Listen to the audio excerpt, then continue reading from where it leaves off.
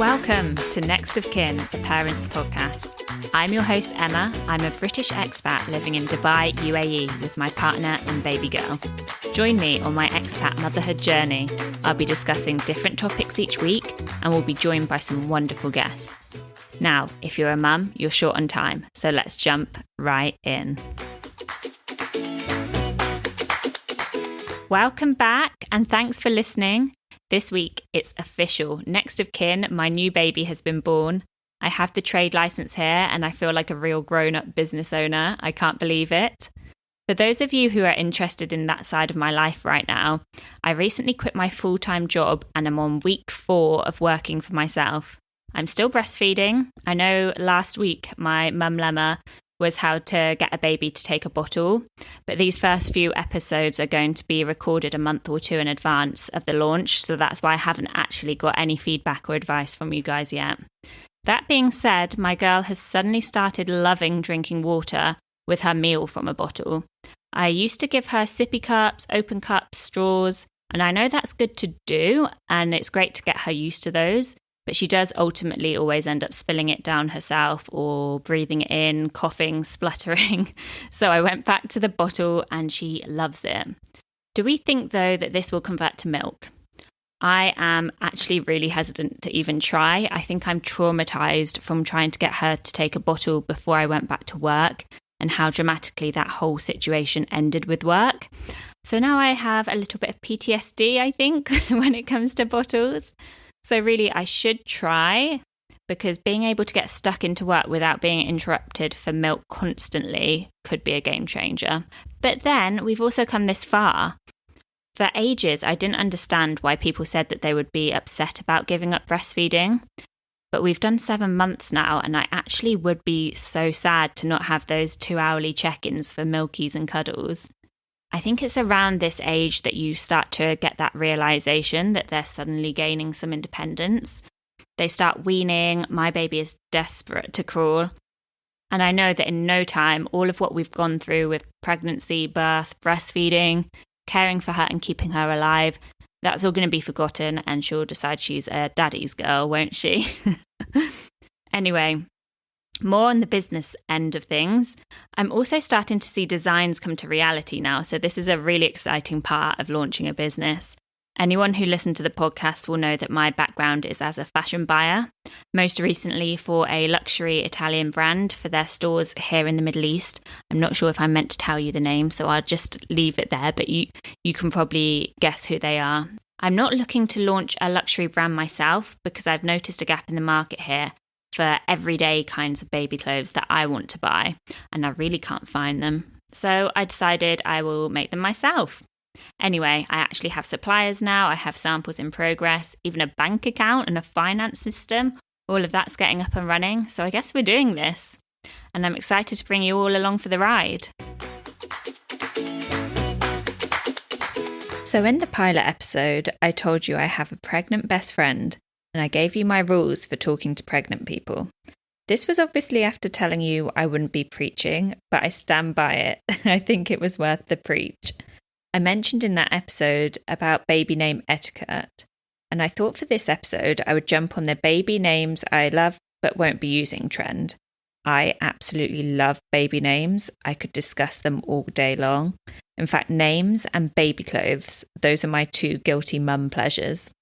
So if you're interested too, or if we have enough pregnant listeners who need the inspo, I'd be very happy to make this some sort of regular feature.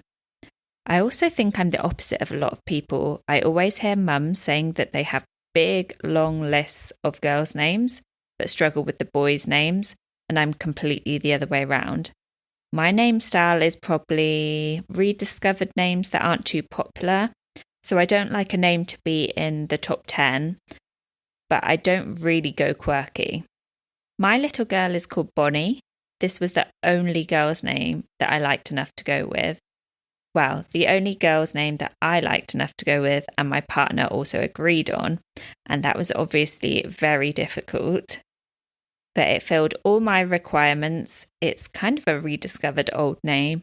My other requirements are to have good nicknames and being able to grow throughout her life with this name. So right now she mainly gets called Baby Bonnie, Bon Bon, but how fabulous will Grandma Bonnie be? Or I can totally approve of her going by Bo as an adult. Then for the middle name, I'll tell you first what we went with and why. She's called Bonnie Lila. Lila was a very last minute choice and the only name I said and my partner actually loved. So he vetoes absolutely all of the names, but he doesn't come up with any good suggestions. I think a few of you will have partners like that. I'm so glad that we went for Bonnie because she is an absolute bonbon. There's something mischievous about it that she absolutely embodies. But I came up with Lila after seeing it on both an Arabic and a Filipino name list. And so this was my very particular requirement for her middle name. Bonnie doesn't really have any meaning for us. It's Scottish. I've never even really been to Scotland other than flying in and out for a few hours at a time for supplier meetings, but not even overnight. But we obviously live in Dubai, so she was born here, and I really like the idea of something Arabic. Her grandma is a Filipina, so I wanted to honour that in her name too. I've only just now realised that I could have done 2 separate middle names for this, but I decided to set myself the challenge of finding her a name which worked in Arabic, Filipino and English. Oh, and that we both agreed on. So Lila basically means lilac or purple in the Philippines, but I have used the Arabic spelling, so I put a H on the end. The only other middle name which met my requirements was Tala. And have you figured out yet why I couldn't use that? I'll tell you first a bit about it, as my first baby name I love but won't be using. Maybe I'll even use it one day, but I really couldn't use it with Bonnie. It means shooting star or bright shining star in both Arabic and Filipino. How sweet is that? So beautiful. However, my daughter would then be called Bonnie Tala. So I'll repeat that, Bonnie Tala. Like I'm sure Bonnie Tyler is great, but I can't even tell you a Bonnie Tyler song off the top of my head. So I definitely wasn't naming my child after her. My other baby name for a girl that I love but won't be using is Ottilie. I just love it. I love Otti, Tilly. I love all the variations. Depending on the source, it's either an Old English, French or German name, meaning prosperous. My partner absolutely hates it. I think both of our families would hate it too, so it was definitely off the table. I know the influencers Zoella and Alfie Days have had a little baby girl who's called Ottilie Rue Days, and I absolutely love this. This is perfection to me. I would have even liked the middle name Rue as well, but would probably have gone for Wren. So let's make Wren my third baby name that I love but won't be using. Wren would totally not have suited Bonnie. She's currently 97th percentile in weight, so there's nothing little about her, and the meaning of Wren is little bird. So I'm glad I didn't go for Wren. But those are my 3 baby girl names that I love but won't be using: Tala, Ottilie and Wren. So let's move on to the boys. This is difficult because maybe I will have a boy one day. I've had to skim off the top the most likely names that would possibly go for and that I could realistically get past my partner. Obviously, we might also have a girl one day, but I don't think I would go with any of those names now. Maybe Tala. I still think it's beautiful and has such a lovely meaning. But for boys, as I said, there's loads I could go with. So one that I for sure would pick, but my partner says no to, is Rafe. The meaning for this is Old English for Wolf Council. So again, that means absolutely nothing to me. I was totally influenced by Chris and Rosie Ramsey and their perfectly named children, Robin and Rafe Ramsey. Love it. Amazing. Another R name I love is Ripley. But again, this got vetoed.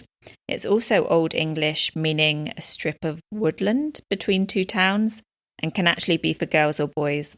Yep, no meaning for me there. But I think it's so sweet, and I guess I just don't feel strongly enough to campaign for that one. My last baby name I love but won't be using is Theodore.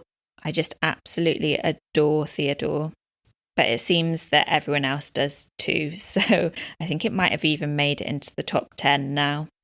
For me, it's the perfect name. I love a long name that you can shorten and also give young, playful variations for. So Theodore, Theo, Teddy, it's just so lovely. However, I do already know 1,000,001 Theos, so personally, I just can't use it. In my immediate friendship group, I was actually the first one to have a baby. I'm not particularly young, but for some reason, they're all taking their time. Now we've got a few more springing up.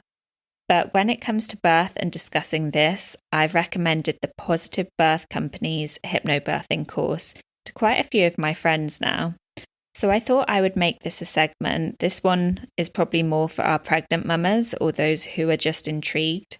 But I thought I would give my thoughts on hypnobirthing, the pros, the cons, and who I think it would be most useful for. I personally only did the online course.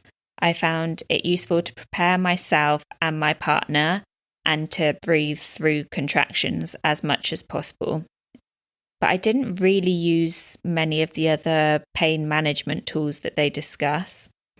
Let me start off then with giving you an explanation of hypnobirthing. Firstly, for anyone who doesn't know, it has absolutely nothing to do with hypnosis. Honestly, I think it needs a rebrand because the name straight away goes all hippy-dippy, hoo-ha vibes, which puts off a lot of people. Some descriptions I read focus on the labour and the tools it teaches for pain management, such as the breathing that I already mentioned, the relaxation, the visualization. Other sources say it aims to reduce the anxiety and fear around birth, which I do think it does. Obviously, my experience is based solely on the Positive Birth Company's version of hypnobirthing, but what a lot of women dread is that they are going to be feeling totally out of control and in so much pain during birth. And I felt that this has handed me back a bit of that control by arming me with a lot of scientific knowledge about birth. So not so hoo-ha hippy-dippy at all. It's quite science-based. And it really teaches you about the different stages, what you might feeling and why, and what's going to happen. I found this extra useful for my partner, who told me that he was really glad he did the classes with me because it made everything a lot less scary for him, being able to know exactly what was going on. And it also teaches you to make the best informed decisions. But with that said, I don't think hypnobirthing is for the kind of person who would rather go into birth oblivious and instead put all the responsibility and decision making into the doctor's hands. Of course, this is a very valid way to be, but for my personality type, that would have been quite scary. So overall, I learned a lot of very scientific facts and it empowered me to make my own decisions, which were best for me and my baby during labour. And on top of that, my partner was able to support me in the best way possible. There's a section in the course that's even tailored on how to be a great birth partner. Now, the informed decision making is definitely an aspect of hypnobirthing that's quite useful. They give you a technique on how to make informed decisions in high stress or difficult moments that can be used across a multitude of times, not just when you're in labour or as a birth partner in labour. The way I used this in my own birth was that I was offered a drip to speed things up at multiple points, and I declined this because although it was a very, very slow labour, I intuitively knew that my baby and my body were doing just fine, and I had that confidence to decline it. Another example would be when it came down to deciding whether I should get in the birthing pool or do the exact opposite and get an epidural. I was able to really weigh up the pros and cons and make the right decision. I also tuned into staying as calm as possible and staying in the zone by using the breathing, and was ultimately able to labour for a very long time unmedicated. And this is really useful for the start of labour. Before you go into the hospital, because that can be quite a painful time. Now, a few points from my course which I really wasn't so fond of. Firstly would be that it's mentioned that pain is not meant to be a part of labour and birth, and that if you feel pain, then that is your body telling you something is wrong and that you maybe need to relax or whatever that might be. I think that in itself can give you cause for concern. I'm sure that there are people that were so relaxed and in the zone that they didn't find labour and birth painful, but personally, I have not come across one yet. Secondly, and this is a point that my midwife also brought up, is the idea that you do not need to push, you can just relax and breathe your baby out. Apparently this is possible for subsequent children, but pretty unlikely on your first. Your body does push itself quite a lot, but there's that last little bend that you are going to need to give a helping push for. Interestingly, to me, the author didn't use hypnobirthing with her first child. That's the author of the Positive Birth Company course, the one I'm referring to. And so I wonder if that's why she thinks that you can just breathe them all out. Third pro, I guess could also be a con. The course is super empowering to tune into your intuition and obviously this decision-making aspect. But I think sometimes it's maybe overly so, and you are going to end up saying no to everything when maybe you do need to listen to your doctor. But if you're in the UAE, you can find yourself a fabulous doctor who will respect your birth wishes and leave you to hypnobirth or birth however you want to without all this unnecessary intervention. My doctor even told me straight that he will let me get on with it and make suggestions, for example, like the drip, but that he would make it known to me if it was something really serious and that I should definitely listen to him. The rest are just suggestions. And so that was super reassuring to me. If anyone does want my doctor's name, by the way, just DM me. I wouldn't have wanted to go with anyone else. He was incredible. So that's my roundup of hypnobirthing. I'd be very interested to hear some stories from our community on this topic. And I'm most intrigued to hear from the mums who didn't experience any pain and breathed out their baby. I just can't imagine that even being a thing.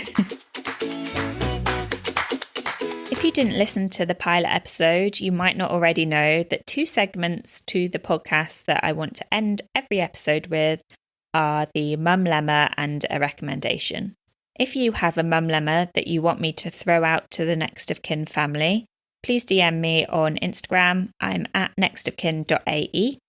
Equally, if you have a great hint, tip or product that you'd like me to share as a recommendation, do get in touch. My mum-llema this week is around routines. I really thought that you got your baby into a routine pretty quickly. You just adapted it as they grew up, maybe extend the wake window. I also thought that all babies love routine, but my Bon is just not bothered at all by a routine. So as I said before, she's moved herself firmly into our bed and refuses to leave.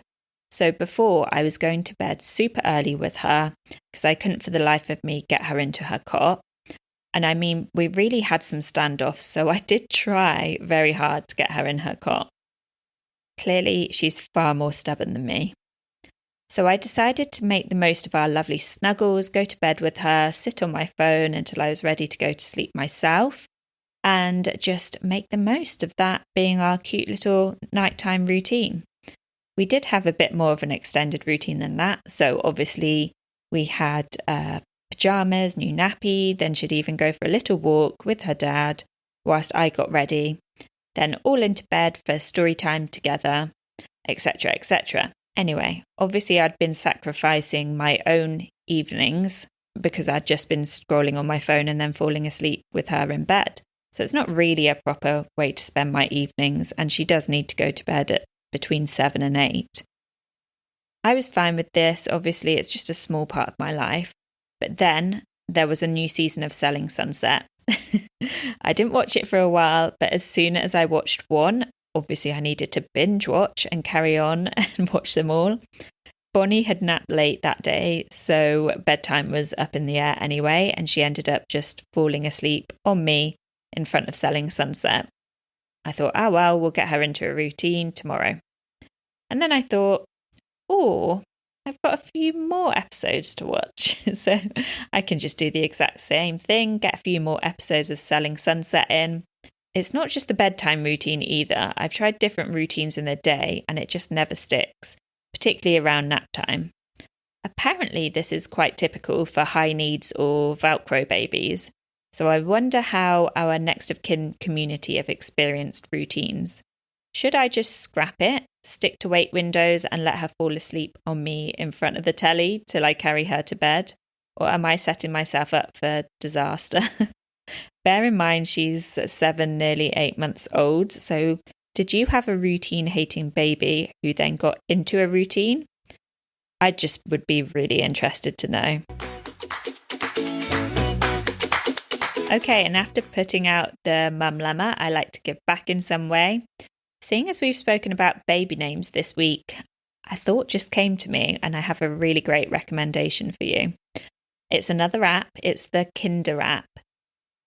I didn't use this myself when choosing Bonnie's name, but I really wish that I had, because as I said, my partner vetoed all names, but this app is genius. The name Kinder is because it's basically Tinder for baby names.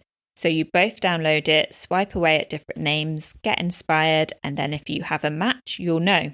So that's genius, especially for picky partners.